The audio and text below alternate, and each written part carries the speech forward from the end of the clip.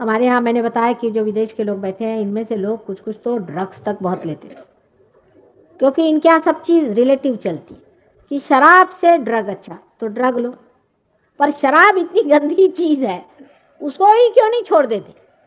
तो इनका रिलेटिव मामले में वो आए ड्रग पे।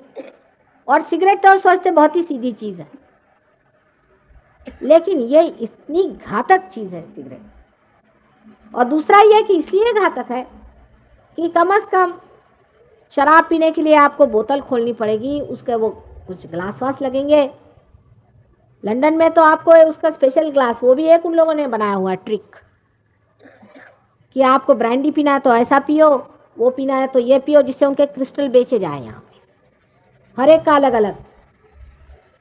शराबी पीने के लिए तरह तरह की चीज़, उसका भी बड़ा फ्रेंच में बड़ा शास्त्र है और बहुत उसको ऐसा बताया है क्या, हाँ जैसे इससे बढ़ के साइंस तो आज मनुष्य ने कोई बनाया ही नहीं। इतनी बड़ी बड़ी किताबें लिखी और नाम भी ऐसे ऐसे रखे हुए हैं, भगवान बचाएगा। और फिर उसके एक तरीके से पूछना और बातचीत करना, साहब आप क्या पीजिएगा, और ऐसे नखरे से समझ में नहीं आता मेरे जैसे इंसान। लंदन में एक प्रथा है हाथ मिलाने की, वो ठीक है, मैं तो उसमें जागृति देती हूँ। जाते वक्त तो ठीक रहते हैं, जब रिसेप्शन में खड़े रहिए 500 आदमी हाथ के मेरी तो जड़ें तोड़ डालते हैं, वो तब तो ठीक है, पर जब पी के आते हैं तो भगवान है बचा रखे। आप किसी से भी वहां बात पियाए बगैर कर ही नहीं सकते, क्या तमाशा है। और ये सिगरेट, अगर आपको किसी से बात करें तो आप सिगरेट ऑफर करें, नहीं तो आप बात नहीं, देयर इज नो कम्युनिकेशन। जब तक आप जहर किसी को नहीं दीजिए मनुष्य का मनुष्य कम्युनिकेट होता नहीं। क्या अकल है साहब इंसान की, मेरे जैसे इंसान को नहीं समझ में आती है अकल। फिर औरतों का सिगरेट पीना और भी कमाल है, साड़ी पहनेंगी बिल्कुल, नाक में नथनी भी लगाएंगे आजकल, वो भी चला, और ऊपर से सिगरेट। कैसा मेल बिठाए कुछ समझ नहीं आता कि अपनी संस्कृति में कभी औरतें सिगरेट पीती थी क्या। हाँ कह ले नेपाल में वो देहात में औरतें पीती, अब आप वो होने जा रहे हैं क्या, आप क्या अब जंगली होने जा रहे हैं। कह ले वो आदिवासी, अब क्या आदिवासी होने वाले हैं आप लोग क्या, क्योंकि आदिवासी ऐसे कर देते, अब आप आदिवासी हो जाइए। वहां बहुत से लोग इंग्लैंड में तो खासकर कि अब हम प्रिमिटिव होना चाहते हैं, हमने कहा प्रिमिटिव हो ही नहीं सकते, अशक्य है, क्योंकि आपका दिमाग ही प्रिमिटिव नहीं हो सकता। तो आप भूत होंगे, प्रिमिटिव नहीं होंगे। भूत जैसे बाल बढ़ा लिए खूब ऐसे एकदम, उन पे भूत ही बैठेंगे कि नहीं बताइए आप। भूत देखते रहते कि हमारे जैसे कौन घूमता है उनको ही पकड़ेंगे भूत। अरे भाई कायदे से कपड़े पहन के जाओ तो भूत भी भागेगा।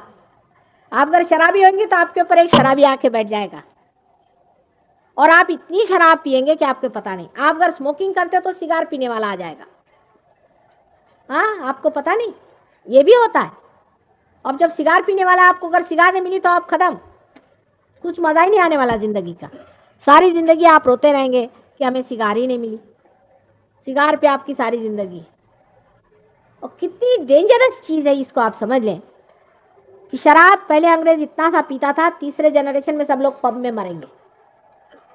अपने देश में भी ये बहुत ही डेंजरस चीज है। एक बार किसी के चढ़ जाए, आप किसी भी अफसर को खरीद सकते हैं, मिनिस्टर को खरीद सकते हैं, अगर वो शराबी है।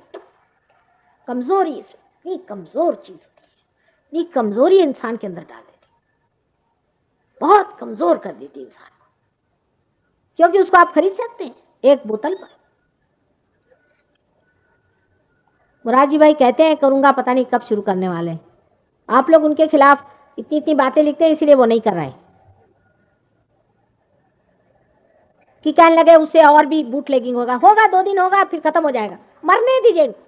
अरे ऐसे तो मरने ही वाले, बूट लेगिंग से मरने दीजिए, कल्याण होगा उनका भी और हमारा।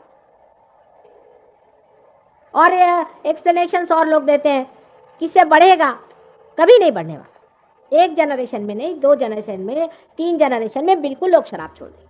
शुरू तो करके देखिए, हमसे तो अच्छे पाकिस्तानी हैं जो डंडे लगाते हैं। औरतों की दुर्दशा हो जाती है, घर की दुर्दशा हो जाती है। हमारे पति एक ऑफिस चलाते थे, उसमें उन्होंने पता नहीं वो बहुत सोशलिस्टिक हो गए तो उन्होंने ड्राइवरों की तनख्वाह 1000 रुपये कर दी।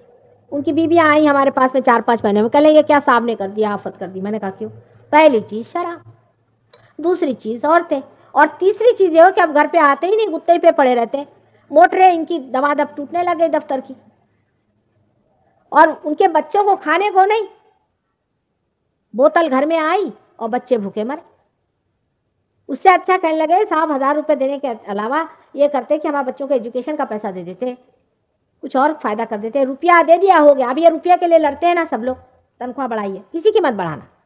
शराब पियेंगे और कुछ नहीं करेंगे, मैं आपसे बता रही। इनको और कुछ दीजिए, इनको घर दीजिए, कपड़ा दीजिए, पैसा भी तो उठाना आना चाहिए।